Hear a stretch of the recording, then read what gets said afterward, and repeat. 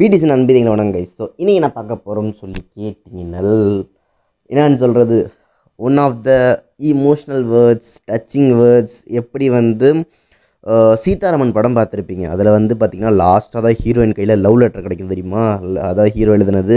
So அவங்க எவ்வளோ emotional ஆகுவாங்களோ அதே மாதிரி காதலோ மனசில் கண்ணீரோ என்ன புரோக்கனோ என்ன வேணால் சொல்லாங்க அப்படின்ற இருக்க மாதிரி ஒரு இமோஷ்னல் மூமெண்ட் தான். ஸோ என்னென்னு சொல்லி கேட்டிங்கன்னா வந்து ரொம்ப நாள் கழிச்சு ஜங்குக்கு வந்து ஒத்த வார்த்தையில் வந்து அவரோட வியூவர்ஸ் சொல்லியிருப்பார். பட் ஜிமின்னா கொஞ்சம் ஸ்பெஷல் தானே. அவர் வந்து அவர் கைப்பட காதலுடன் அன்புடன் வித் லவ்வுடன் எழுதப்பட்ட ஒரு கடிதம் வந்து ஷேர் பண்ணியிருந்தார். ஸோ அந்த கடிதத்தில் என்ன இருந்துச்சு, ஏது இருந்துச்சு, ஃபேன்ஸுக்கு சொன்னாரா, யாருக்கு என்ன சொன்னார், வாங்க பார்த்து தெரிஞ்சுக்கலாம். ஏன்னா வந்து இனிமேல் BTS are original soldiers base camp போகிறாங்க. ஸோ அது மாதிரி நடந்தப்போ என்ன சொன்னாங்க வாக்கு தெரிஞ்சுக்கலாம். அண்ட் அதுக்கு முன்னாடி பிடிஎஸ்க்கான அண்ட் மெயினாக ஆர்மிஸ்க்கான ஒரு நியூஸ். ஸோ மறக்காமல் வந்து ஒரு லைக் அழுத்திக்கும். அண்ட் அதுக்கு முன்னாடி இது மாதிரி நிறையா நியூஸஸ்க்கு ஒரு சின்ன சப்ஸ்கிரைப் பண்ணிட்டு டெய்லி வாட்ச் பண்ணி என்ஜாய் பண்ணுங்கள். பட் நியூஸ் படி என்னன்னு சொல்லி கேட்டிங்கன்னா, ஸோ உங்கள் எல்லாருக்குமே தெரிஞ்சிருக்கும், விஆர்எம் தனித்தனியாக வந்து கிராஜுவேஷன் நடந்துச்சு. அப்புறம் ஜேகே ஜெமின் தனியாக கிராஜுவேஷன் நடந்துச்சு. ஸோ இது மாதிரி கிராஜுவேஷன் நடந்து செம்ம ஸ்பெஷலாக போய் வேறு லெவல் லுக்கு, ஒரு நியூ லுக்கில் வந்து எப்பப்பா அப்படின்னு இருக்க மாதிரி இருக்குது. அண்ட் இந்த சைடு பார்த்திங்கன்னா விஐயோட சர்ப்ரைஸ் வந்துட்டுருக்கு. ஸோ இது மாதிரி இருக்கப்போ சின்னதாக நானும் என்னோட காதலை காட்டுறேனே, காதலை வந்து பரிசு மூலமாகவும் வீடியோ மூலியமாகவும் ஃபோட்டோ மூலியமாகவும் காய்ச்சாதான் காதலா, என்னோட அன்பான லவ்வோட மனசோட கருத்தோட பேப்பரில் எழுதி நானே கொடுக்குறேன் அப்படின்னு சொல்லிட்டு ஜிமின் வந்து இது மாதிரி கிராஜுவேஷன் டேக்கு முன்னாடி பார்த்திங்கன்னா ஒரு பேப்பர் எழுதியிருக்காரு. ஸோ அதில் என்ன எழுதிருக்காருன்னு சொல்லி கேட்டிங்கன்னா, வியூவர்ஸில் போஸ்ட் பண்ணியிருந்தாரு. ஹாய் ஆர்மிஸ், டியர் ஆர்மிஸ் அப்படின்னு சொல்லி ஸ்டார்ட் பண்ணி, நான் ஹெல்த்தியாக இருக்கேன், சூப்பராக இருக்கேன். இந்நேரத்துக்கு பார்த்திங்கன்னா நாளைக்கு பார்த்திங்கன்னா கண்டிப்பாக வந்து நான் ஒரு சோல்ஜராக இருப்பேன். என்னோடய கிராஜுவேஷன் டே என்னோடய பேஸ் கேம்பில் போட போகிறாங்க. ஸோ நீங்கள் எல்லாம் எப்படி இருக்கீங்க அப்படின்னு சொல்லி தான் ஸ்டார்ட் பண்ணியிருப்பார். ஸோ இதை படிக்கிறப்பே வந்து அன்பானவனே, காதலவனே, என்னவனே, என்னாலவனே அப்படின்னு சொல்லிட்டு போட்டுற மாதிரி நிறையா பேர் கண்ணில் தண்ணி வந்து ஒரு எமோஷனல் பார்ட்டாக இருக்க மாதிரி இருக்கும். True armies can feel. So உங்களுக்கு அந்த ஃபீலிங் இல்லைன்னு சொல்லுங்கள்.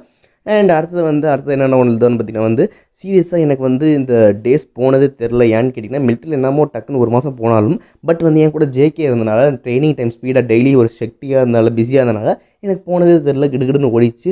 பட் இருந்தாலும் இந்த சின்ன ஒரு மாதங்கிறது வந்து எனக்கு பெருசாக ஃபீல் ஆச்சு. அண்ட் வந்து அதை விட உங்களெல்லாம் மிஸ் பண்ணது எனக்கு ரொம்ப ரொம்ப ஃபீல் ஆச்சு. உங்களெல்லாம் ரொம்ப மிஸ் பண்ணேன்.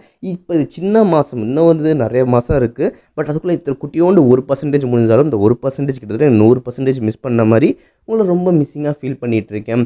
அதே மாதிரி பார்த்திங்கன்னா ஜேகே வந்து நிறைய விஷயம் ஷேர் பண்ணியிருக்க மாட்டான். அண்ட் ஒரே சின்ன விஷயம்லாம் ஷேர் பண்ணியிருப்பான். பட் உங்களுக்குலாம் எனக்கு ஷேர் பண்ணணும்னு தோணுச்சு. ஸோ ஜேகே செம்ம ஹார்ட் ஒர்க் பண்ணிகிட்ருக்கான். வேறு விஷயமாக என்னால் செம்மையாக விஷயம் பண்ணிகிட்ருக்கான். என்னோட சூப்பராக ஹார்ட் ஒர்க் பண்ணிகிட்ருக்கான். ஸ்பெஷலான விஷயங்கள்லாம் ட்ரை பண்ணிகிட்ருக்கான்.